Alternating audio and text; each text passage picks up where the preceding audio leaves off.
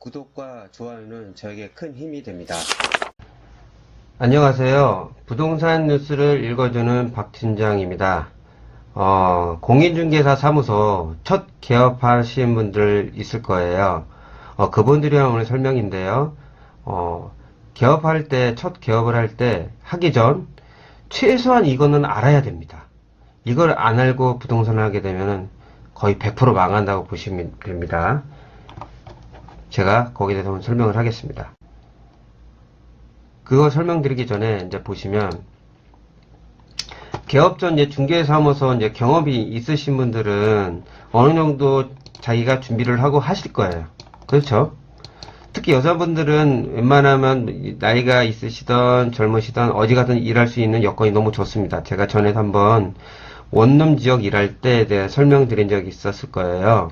그런 걸로 제가 한번 동영상 올린 적이 있거든요. 여자분들 일하기 좋습니다. 근데 남자는 나이가 어느 정도 들면요, 중개업소에서 일하기가 너무 어렵습니다.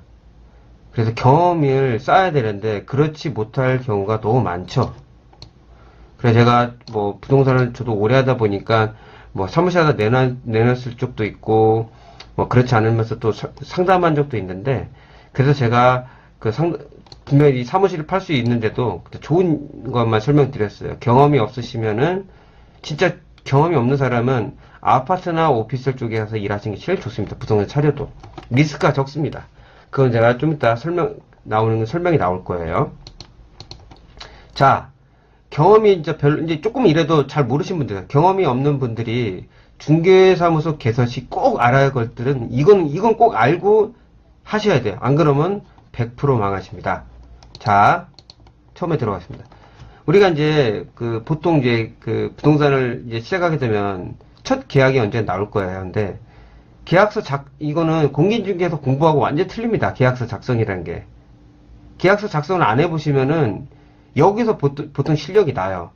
우리가 일단은 계약을 한다고 했어요. 근데 계약만 한다고 해서 다가 아닙니다. 계약서 작성을 하고 거기서 하자가 없어야지 끝나는 거예요. 근데 계약 작성을 제대로 안 해봤다. 그러면 중개업을 개업한다는 그 기본적인 조건도 안 돼 있는 겁니다. 계약서 작성을 못 배웠다. 그러면은 인터넷에 좀 보시고, 그리고 본인이 한번 써보도록 노력을 해봐야 돼요. 아니면 주위에 개업하기 전에 혹시 누구한테 도움을 받을 수 있다면은 계약서 작성하는 거로만 해도 하시고 들어가셔야 됩니다. 되게 중요한 겁니다. 계약서 잘못 작성하다가는 법원에 불려다니고 하잖아요. 엄청 중요한 거예요. 아니면은 본인이 경험이 없는데 경험 있는 사람을 써야 되잖아요. 그건 좋아요. 근데 어떻게 되냐, 진짜 좋은 사람이 있는 반면에 그렇지 않은 사람은, 내가 개업을 했는데 본인이 경험이 없잖아요. 그럼 그 사람한테 휘둘릴 수밖에 없습니다. 본인이 오너인데, 그리고 조건도 더 좋게 해주고, 그게 뭡니까? 그냥 무료 봉사하는 거거든요. 이건 정도는 아셔야 돼요. 그러니까 너무 자기가 연세가 있어서 없다고 하면은 정말 이게 힘든 경우거든요. 좀 안타깝긴 한데 꼭 이건 해보고 하셔야 됩니다. 근데 계약서를 작성하게 되면 특약사항이 되게 중요해요. 계약서의 꽃은요, 특약사항입니다. 거기서 모든 게 다 나와요. 우리가 나를 보호할 수 있는 거는 특약사항에 다 내용이 있어요. 임대인과 임차인의 거기 그 내용을 넣는 건데, 이걸 꼼꼼히 다 넣어야지 나중에 저한테 하소연을 안 합니다. 이게 모든 게 다 들어가 있는 거거든요.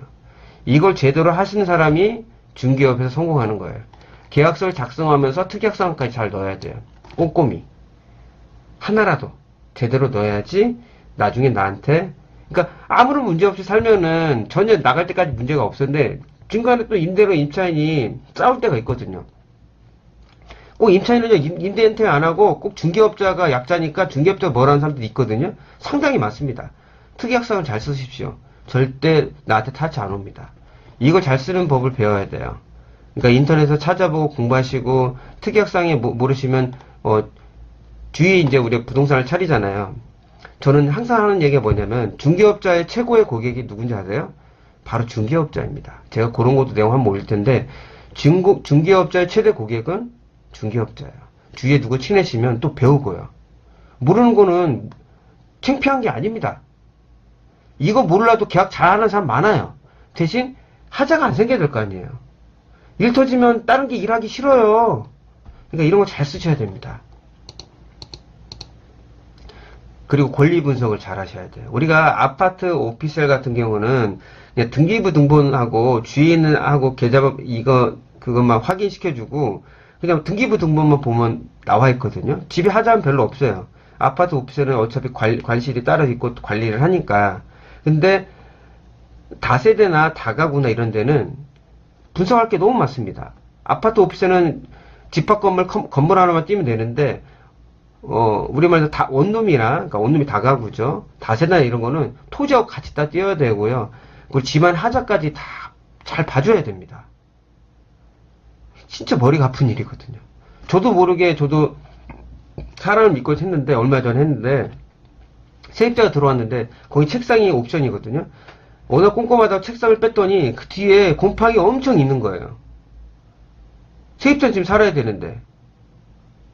자, 그것 때문에 엄청 고생했습니다. 지금 그분한테 좀 미안한 감정이 있는데, 근데 저희가 전체를 다 아우를 수는 없잖아요. 그러다 보니까 엄청나게 스트레스를 많이 받습니다. 권리 분석을 할 줄 알아야 되고, 그 등기부 등본 기본적인 것도 있고, 집안의 내용 잘 알아야 됩니다.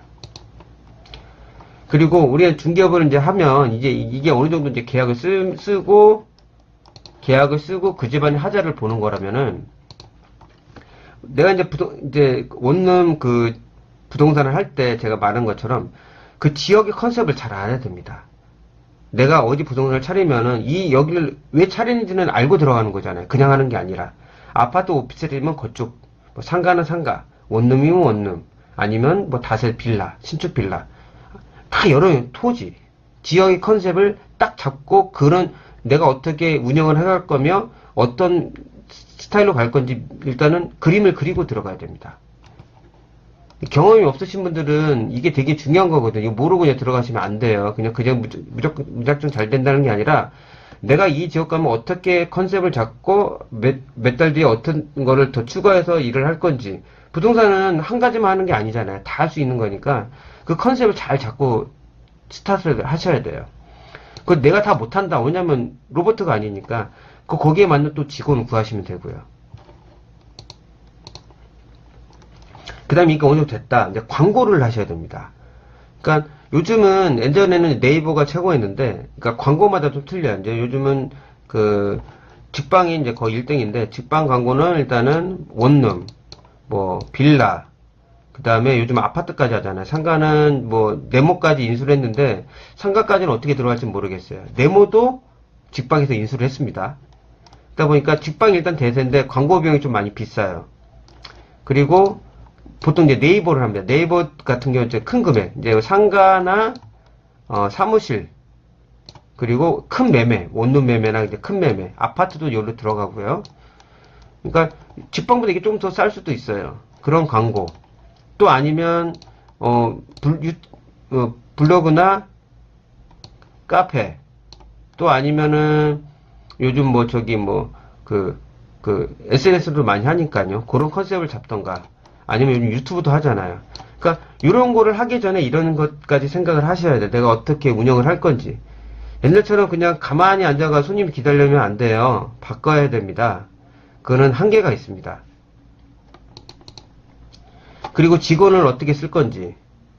그러니까 본인이 일단 어느 정도 조금 경험이 있으면 직원을 쓰면서 서로 컨셉을 잡아갈 텐데, 그렇지 않을 때는 이도 저도 아니게 되거든요.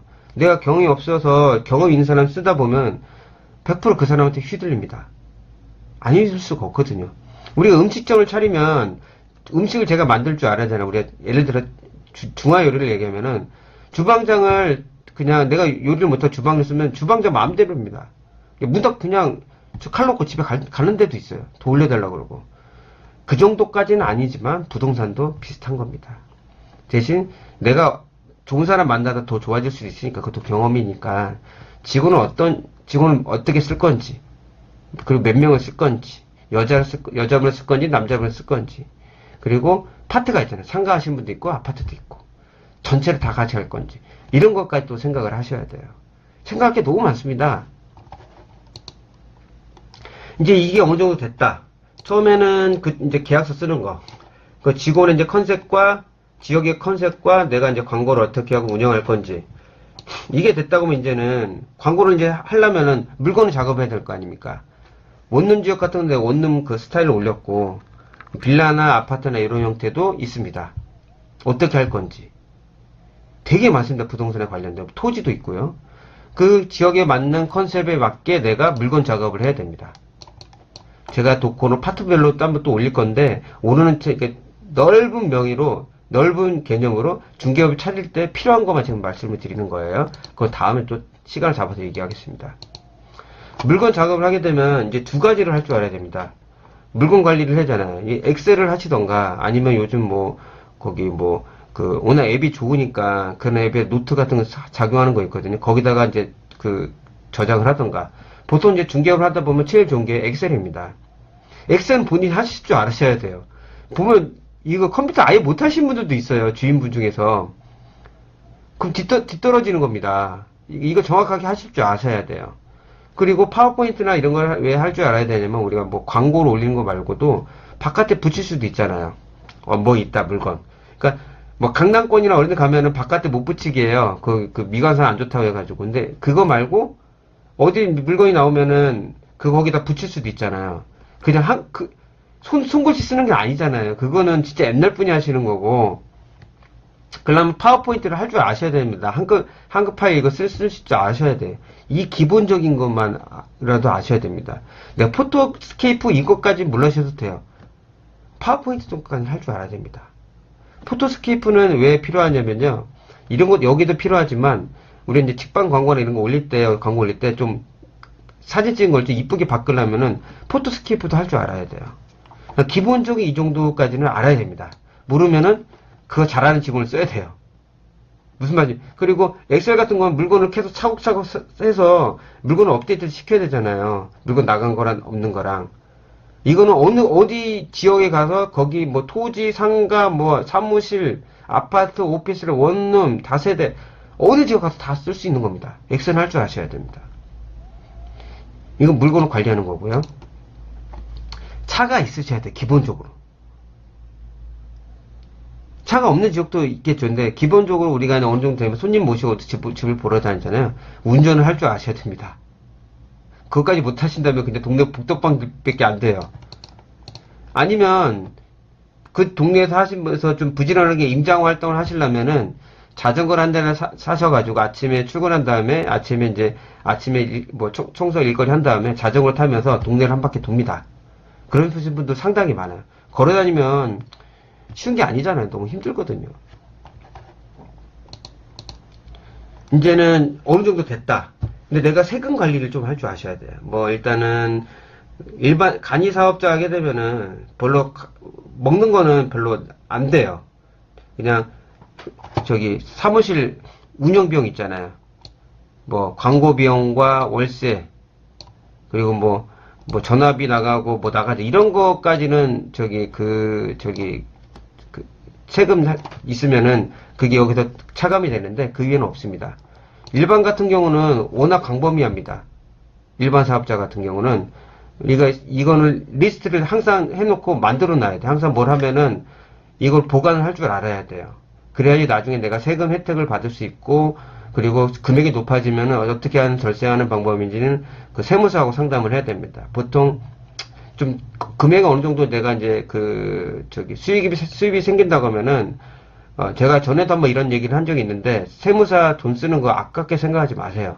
그분들한테 도움을 많이 맨날 여쭤보고 세무를 많이 알아야지 부동산에서도 그 능력으로 인정을 받습니다. 세무 쪽으로 알아야지 큰 고객들도 만날 거 아니에요. 그냥 계약만 하는 게 아니에요.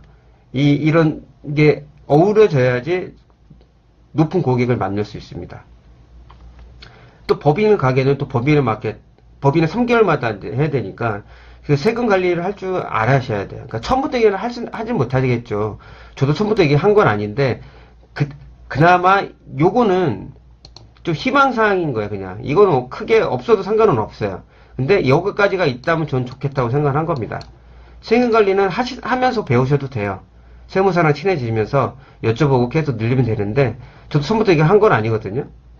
세금 관리는 뭐 이런 건 기본적인 건 다 돼 있으니까 중개업을 처음 시작하시는 분이나 좀 배워가지고 하시는 분들도 이거는 이 모든 것을 이 정도까지는 알으셔야지 그 중개업을 할 때 성공을 하실 수가 있습니다. 없어도 성공을 할 수 있겠죠.